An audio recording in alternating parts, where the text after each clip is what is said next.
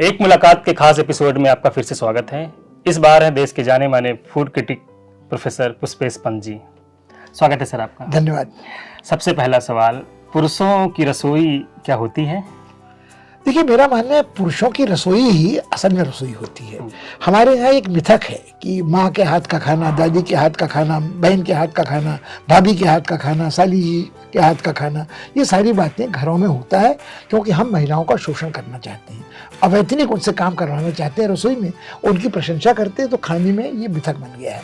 आप कल्पना करें, जितने पेशेवर बावर्ची हैं, बड़ी शादी में खाना बनाते हैं, वो महिलाएं होती हैं। कमर कसे कोई महाराज आता है, वो बामन महाराज हो सकता है, वो बनिया महाराज हो सकता है, वो मारवाड़ी महाराज हो सकता है, वो थोक के भाव 200, 300, 400 आदमियों का खाना, 1000 का खाना निपटा रहा होता है।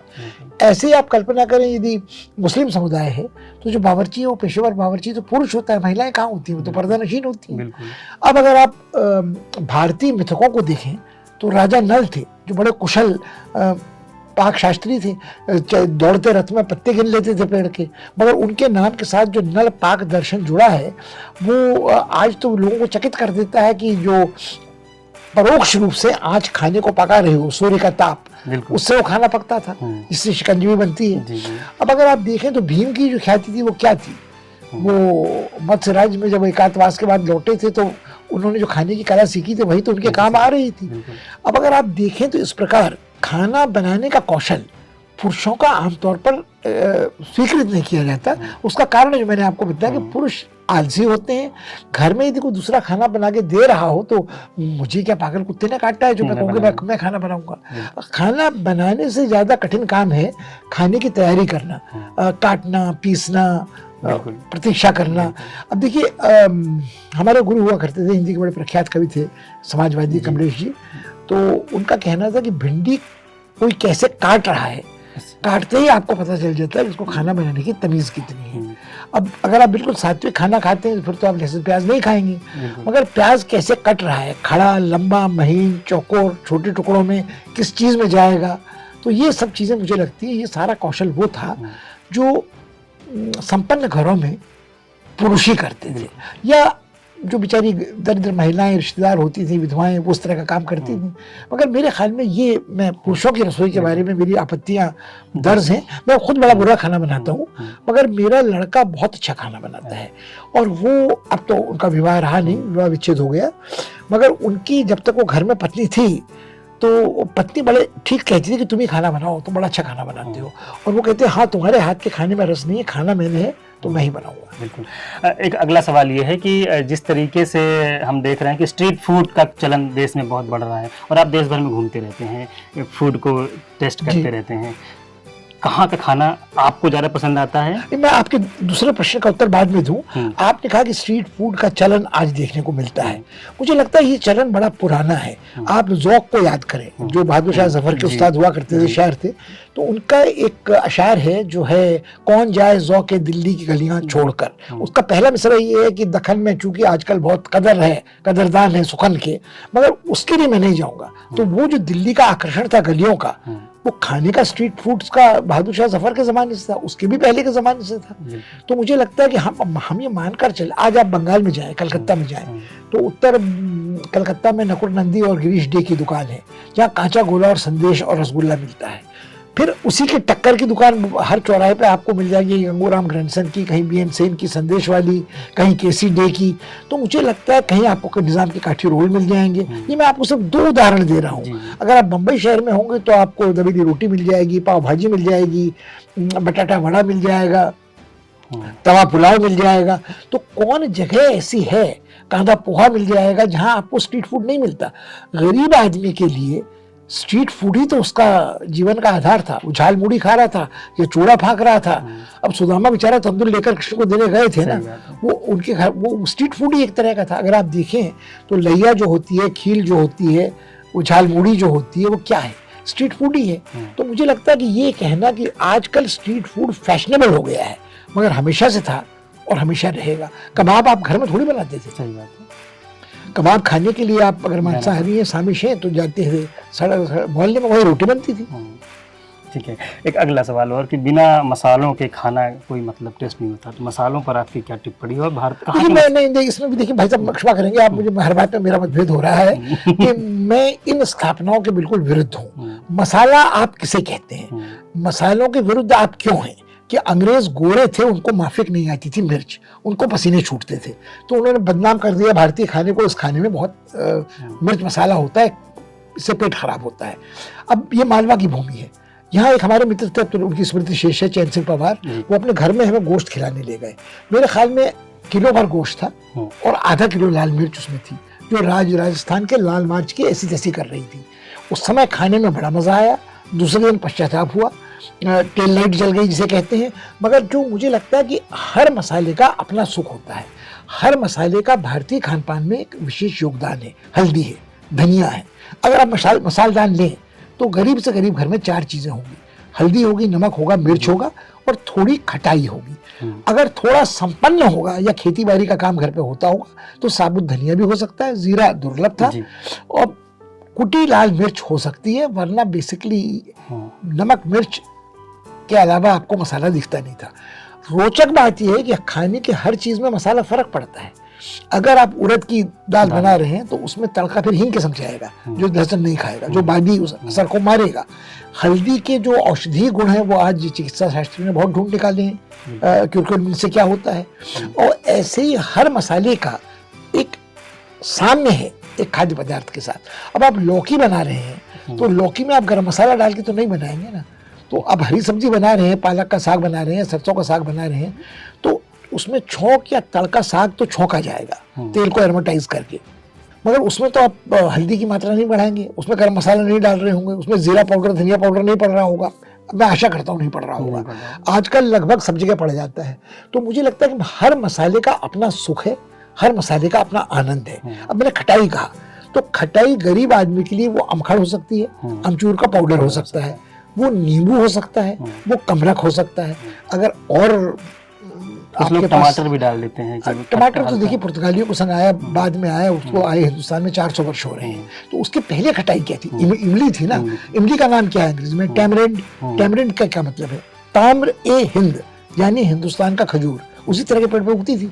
तो जो चीज हमारी खटाई तो वो थी। अगर आप पश्चिमी तट में हैं तो कोकम है, वो खटाई है। और फिर अनारदाना कच्चा है, कच्चे अंगूर हैं, कच्ची अमिया है जो सूखे अमखड़ से बिल्कुल फर्क है। तो मेरा ये मानना है कि ये सारी चीजें भी, खटाई के भी 10 प्रकार हैं और उसकी भी अपने मजे हैं। सांबार में आप नींबू का रस थोड़ी नहीं छोड़ेंगे, तो इमली पड़ेगी ना। बिल्कुल। और अगर चाट अगर आप खा रहे हैं तो उसमें फिर सौंठ में इमली भी पड़ सकती है, गुड़ भी पड़ सकता है। ग्रामीण क्षेत्र में जो खाना बनता है या शहरी क्षेत्रों में जो खाना बनता है, दोनों में आपको पसंदीदा कौन सा है? देखिए मुझे लगता है कि मेरा बचपन बीता पहाड़ के गांव के पड़ोस में है। मुझे गांव का खाना सबसे अच्छा इसलिए लगता है कि वो पारंपरिक आज तक कुछ घरों में बचा हुआ है जी। मगर भारत के गांव में खाना क्या बनता है कहना बड़ा कठिन है, क्योंकि मध्य प्रदेश में जो मालवा की भूमि में, मेरे ननिहाल बुंदेलखंड का है, मेरे नाना ओरछा में दीवान हुआ करते थे, तो मेरी माँ ओरछा में, मौसी ओरछा में पैदा हुई, वो वहाँ बड़े हुए। उनकी जुबान पे अब बुंदेलखंड का खाना तो कोई बहुत विकसित खाना नहीं माना जाता, भर्रा फर्रा और इसी तरह की चीज़ें, मोटा अनाज है। मगर अगर आप गंगा जमुना के दोआब के गांवों की बात करें तो उनकी खाने में विविधता भी आपको देखने को मिलती है, फसलें भी बदलती। दक्षिण भारत में 6 ऋतुएं नहीं होती हैं। तो मेरा ऐसा मानना है कि हिंदुस्तान में गाँव के खाने में आज भी बहुत जान है, मगर दुर्भाग्य है, विडम्बना ही है कि गांव वाला आज वो खाना खाना चाहता है जो शहर वाला खा रहा है। तो हर गांव शहर में पलट रहा है। उसने टेलीविजन के पर्दे पे कुछ देखा, उसने कहा मैं पिज्जा क्यों नहीं खाऊंगा, मैं बासमती की बिरयानी और पुलाव क्यों नहीं खाऊंगा। इसका रिवर्स, उल्टा देखने को, शीर्षासन देखने को आज दिल्ली में मिल रहा है, जहां आज आदमी शौक से लिट्टी चोखा खा रहा है और लिट्टी चोखा में शुद्ध घी डाल के खा रहा है और उसको नफीस बना रहा है। या जो मोमो था उसके भीतर अब जो कुछ भरा जाता था, अब उसमें उसके भीतर अच्छी चीजें भरी जाने लगी हैं, उसको मेयोनेज़ सॉस के संग दिया जा रहा है और उसको तंदूर में झोंका जा रहा है, तो तंदूरी मोमो बन गया है। तो मोमो बेचारा कभी उत्तरी अंचल का ग्रामीण खाना ही था। तो ये खाने का कायाकल्प और रूपांतरण भी हो रहा है। कुछ अध्यात्म के साथ भी जुड़ाव है खाने का? नहीं, देखिए अध्यात्म के साथ तो खाने का जुड़ाव इसलिए है कि हम ये मारपीट के संबंध जोड़ना है। आप मुझे एक बात बताएं, हमारे 4 पुरुषार्थ थे भारतवर्ष में, धर्म अर्थ काम मोक्ष। तो मोक्ष तो चरम परिणति थी। बिल्कुल। धर्म हमने उसके अनुसार आचरण करना था, जी। अर्थ का हमने उपार्जन करना था, और काम सिर्फ सेक्स नहीं था, किसी भी चीज की कामना थी। तो आप अपनी जुबान को काबू में कब रखते थे? जब आप ब्रह्मचारी विद्यार्थी थे, या जब बूढ़े हो गए थे और आप इस लायक नहीं रहते थे, कुछ कामोत्तेजना आप में हो, तो तब आध्यात्मिक सेवा आपके पास बचा क्या था? मगर उस समय आप भोजन भी क्या करते थे? जो कंद मूल फल जंगल में खाते थे वही आप खाते थे, वही आपका आधार था, कच्चा पक्का खाते थे। तो आपका फेवरेट फूड जानना चाहते हैं? देखिए, मेरा फेवरेट फूड, उसमें बड़ी गलतफहमी पैदा हो सकती है। अगर मैं कहूँ कि मैं खिचड़ी मुझे सबसे ज्यादा पसंद है, तो लोगों को लगेगा प्रधानमंत्री की चमचागिरी कर रहे हैं, क्योंकि खिचड़ी उनका प्रिय भोजन है। मगर जो खिचड़ी मुझे पसंद है वो वाली खिचड़ी नहीं है। खिचड़ी की रेसिपी भी हम जानना चाहेंगे। जो खिचड़ी मुझे पसंद है वो फारसी कवि रूमी की थी। रूमी एक सूफी थे, और उनको लगता था कि सूफी आदमी को मांस नहीं खाना चाहिए, मांस बड़ा महंगा होता है। तो उन्होंने मांस छोड़ दिया। मांस छोड़ दिया तो शरीर में पौष्टिक तत्व तो नहीं पहुंचते थे। वो मध्य एशिया में रहते थे, बेचारे बड़े कमज़ोर होने लगे। तो उनके जो शागिर्द थे उन्होंने उनको पौष्टिक खिचड़ी खिलाई। अब उसका नाम मुझे फारसी याद नहीं आ रहा, वो कुछ पिला अलरोज वगैरह है, कि जिसमें ऐसा चावल जिसमें गोश्त नहीं पड़ा है। मगर उसमें पड़ता क्या क्या था? उसमें सूखी खुबानी पड़ती थी, खजूर पड़ता था, सूखे आलू बुखारे पड़ते थे, पानी का जो सिंघाड़ा कहते हैं वाटर चेस्टनट पड़ता था, काजू पड़ते थे, बादाम पड़ता था, पिस्ते पड़ते थे, घी तर पड़ता था, मुनक्के पड़ते थे। उसका एक लुकमा आप खा लें तो वो स्वादिष्ट भी होता था और पौष्टिक तो होता ही होता था। वो खिचड़ी मेरी पसंद की। आपने छींची की खिचड़ी सुनी है कभी? कि जो वैष्णव मंदिर है वहाँ छींची की खिचड़ी बनती है, कि बाल गोपाल का पेट खराब हो गया तो जिस तरह का बच्चे को दस्त आते हैं उस तरह की खिचड़ी आप खा लीजिए। मगर जब आदमी का पेट खराब होता है तो पत्ती खिचड़ी खिलाई जाती है। बंगाली आदमी भुनी खिचड़ी खाता है, और जो औरंगजेब बड़ा बदनाम है कई चीज़ों से, उसको एक खिचड़ी बड़ी पसंद थी, उसका नाम था लजीजा। वो लजीजा खिचड़ी में गोश्त भी पड़ता था। और यदि आप कल्पना करें, आपने बिरबल की खिचड़ी का नाम सुना होगा, घंटों लगते थे पकने में। तो लोगों को समझ में नहीं आता घंटों क्यों लगे। जब जहांगीर, तब तक जहांगीर नहीं थे, शहजादा सलीम थे, और उनका अनारकली से मुआशका नहीं हुआ था। वो गुजरात जीत के जब आए तो अकबर गुजरात के सुल्तान को हराने में असमर्थ रहा था। जब सलीम जीत के आया तो उसके स्वागत में और जश्न में फतेहपुर सीकरी में खिचड़ी पकवाई गई, क्योंकि गुजरात का भोजन खिचड़ी था बाजरे की। एक तरह से जहां सलीम उसको पचा रहा था गुजरात को, तो वो खिचड़ी जो पकी उसको पकने में 8 घंटे लगे, और बीरबल को उसकी जिम्मेदारी सौंपी गई। तो इसलिए वो तब से परिवार बन गया बीरबल की, तीर सूत्री काम का। वो खिचड़ी भी बड़ी लजीज है। एंग्लो इंडियन, जब अंग्रेज लोग भारत में राज कर रहे थे तो वो केजरी खाते थे, तो जिसमें मछली भी पड़ती थी, उबले अंडे भी पड़ते थे। यदि आप देखें तो अलबरूनी ने अपने किताब हिंद में जिक्र किया है कि भारतीय आदमी का स्टेपल खाना दलिया नुमा खिचड़ी थी। तो मेरे ख्याल में जितनी खिचड़ियाँ हैं उतने भारत में उसकी विविधता है। मीठी खिचड़ी आप अगर कोई कहे तो आप मानेंगे नहीं, मगर जो शक्कर पोंगल है वो क्या है? वो मूंग की दाल और चावल और गुड़ की मिठासी है। और ऐसी वाजिद अली शाह ने जो खिचड़ी बनवाई थी, जिसमें बादाम की हवाइयों से चावल थे और पिस्ते से उड़द की दाल थी, और घी में इतनी तर थी कि पहलवान 2 कौर खाने के बाद पानी मांग गया। तो खिचड़ी के बड़े तत्व हैं। आज आपको आईटीएम विश्वविद्यालय ग्वालियर द्वारा डी.लिट की उपाधि से नवाजा जा रहा है। इस मौके पर आप क्या कहना चाहेंगे? देखिए, मुझे बहुत सुख हुआ जब ये सूचना मुझे मिली, और बहुत अच्छा लगा। उसके कई कारण हैं। देखिए, मेरा जो आपके संस्थापक चांसलर साहब हैं, इनसे पहली मुलाकात तब की है जब ये बीए में पढ़ते थे दिल्ली यूनिवर्सिटी में। 2 ही लोग थे जो सोशियोलॉजी पढ़ रहे थे, रमाशंकर और विजय प्रताप। और वो मेरा पहला वर्ष था इतिहास पढ़ाने का उस कॉलेज में। आई करीब सन 69 की बात है, 1969 की। तो आप देखें 31 साल वो और 24 साल ये। तो मुझे अच्छा लगा कि किसी छात्र ने आधा सदी से ज़्यादा समय बाद याद किया है। और मुझे ये भी अच्छा लगा कि वो ऑनरिस कॉजा जो डी.लिट थी, वो मानद उपाधि इस कारण नहीं दी जा रही थी कि मैं कभी अंतर्राष्ट्रीय संबंध पढ़ाता था। मैंने अपने जीवन में कई पापड़ बेले हैं। मैंने अंतर्राष्ट्रीय संबंध पढ़ाए हैं, मैंने इतिहास पढ़ाया है, मैंने लॉ पढ़ाया है, मैंने मीडिया पढ़ाया है। मगर जो मेरी रुचि है, जहाँ मेरी जान सुग्गे में राजा की बस्ती थी फंसती हस्ती है, वो खाना है। तो खाने को लेकर, यदि आपके खाने के किए काम को लेकर कोई कहे कि शायद कुछ आपको सम्मान दिया जाए तो बहुत संतोष होता है। छात्रों के लिए क्या संदेश देना चाहेंगे? देखिए, छात्रों के लिए मुझे लगता है कि अब देखिए, हम सब लोग जीवन भर छात्र ही रहते हैं। जिस दिन आप ये तय कर लेते हैं कि अब आप छात्र नहीं प्राचार्य हो गए हैं, तो मेरे ख्याल में उस दिन आपकी धार कुंद हो जाती है। मैं अभी हाल मैंने एक बहुत सुंदर किताब पढ़ी है, लतूता की किताब है, चिलियन ऑथर है। उस किताब का शीर्षक है when we cease to understand the world. तो उसमें उन्होंने उन वैज्ञानिकों की जीवनियों पर आधारित कहानियां लिखी हैं।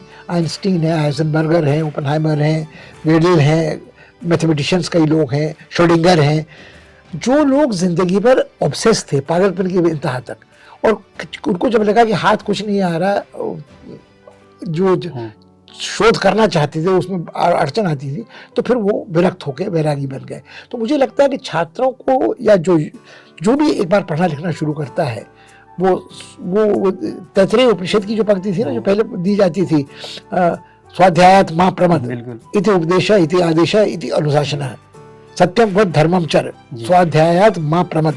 तो मुझे लगता है स्वाध्यायात् मा प्रमद जो स्थिति तैत्तिरीय शाखा की उपनिषद की है, वो जीवन भर के लिए होनी चाहिए। मेरा प्रिय भोजन खिचड़ी है, और वो रूबी वाली खिचड़ी। बिल्कुल, आपने हमसे बातचीत की, अपना समय दिया, इसके लिए बहुत धन्यवाद। धन्यवाद। Thank you.